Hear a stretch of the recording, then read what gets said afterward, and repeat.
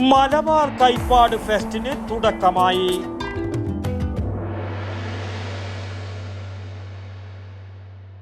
ആയുർവേദത്തിലൂടെ ജീവിതത്തിനേകാം ആരോഗ്യവും ഉന്മേഷവും. കേശവതീരം ആയുർവേദ ഹോസ്പിറ്റൽ, ഏഴിലോട്, കണ്ണൂർ. ഉത്തര കേരളത്തിലെ കണ്ണൂർ, കാസർഗോഡ്, കോഴിക്കോട് ജില്ലകളിലായി 3840 ഹെക്ടറോളം സ്ഥലത്തായി 52 ത്രിതല പഞ്ചായത്തുകളിൽ വ്യാപിച്ചു കിടക്കുന്ന ലോകം ഉറ്റുനോക്കുന്ന കൈപ്പാട് കൃഷിയുടെ പ്രത്യേക ആവാസ വ്യവസ്ഥയും പ്രത്യേക കൃഷിരീതികളും അറിയാത്തവർക്കും പുതുതലമുറക്കും പരിചയപ്പെടുത്തുക.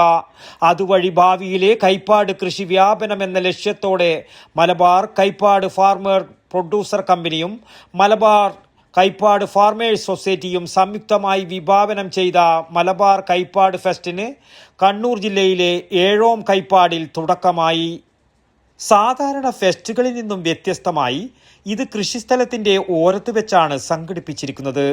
വരും വർഷങ്ങളിൽ മലബാറിൻ്റെ വ്യത്യസ്തമായ കൈപ്പാട് പഞ്ചായത്തുകളിൽ സംഘടിപ്പിക്കുക എന്നാണ് പ്ലാൻ. നമുക്ക് ഈ മേഖലയെ അടുത്ത തലമുറയ്ക്ക് കൈമാറേണ്ടതുണ്ട്. അതിനു വേണ്ടി നമ്മൾ എപ്പോഴും ഓർമ്മപ്പെടുത്തുക എന്നുള്ളൊരു ഇപ്പം ചെയ്യുമല്ലോ. ഇപ്പം അങ്ങനെയാണല്ലോ. അപ്പോൾ പ്രകൃതി സംരക്ഷണത്തിന് ജൂൺ 5 സെലിബ്രേറ്റ് ചെയ്യുക എന്നൊക്കെ പറയുന്ന പോലെ നമുക്കിത് ഭാവിയിൽ മലബാർ കൈപ്പാട് ഫെസ്റ്റ് എന്നുള്ള നാമകരണം ചെയ്തിരിക്കുന്നതിൻ്റെ ഉദ്ദേശം എന്താണെന്ന് വെച്ചാൽ ആ മേഖലയിൽ ആ കൃഷി വ്യാപനം നടക്കണം. അപ്പോൾ ഇന്ന് ഇവിടെ ഏഴോം പഞ്ചായത്താണ്, അടുത്ത് വേറെ സ്ഥലത്താവാം.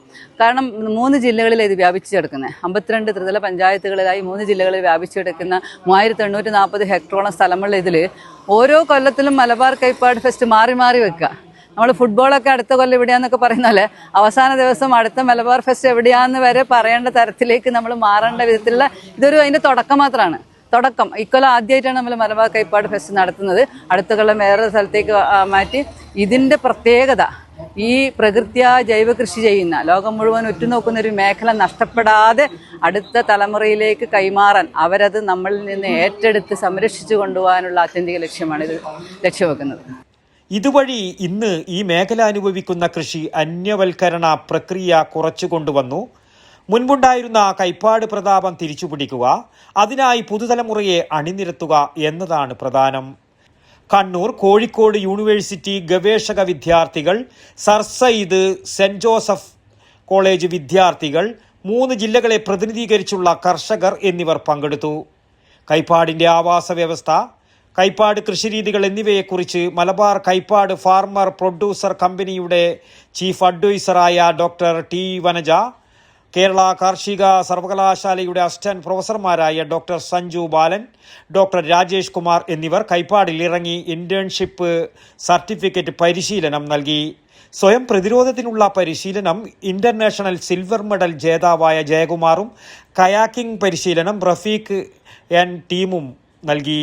അപ്പോൾ ഇതാണ് യഥാർത്ഥത്തിൽ ഈ മൂട കൂട്ടൽ. ഇപ്പോൾ ഇന്നിപ്പോൾ വെച്ചിട്ട് ഈ നല്ല ഡ്രൈ സമയത്താണെങ്കിൽ ഈ മൂട കൂട്ടിയാൽ അതേപോലെ തന്നെ മൂടിയായിട്ട് കിട്ടും. ഇപ്പൊ ചടി കുറച്ച് ജാസ്തി ആയതുകൊണ്ട് ആണ് ഇങ്ങനെ കാണുന്നത്.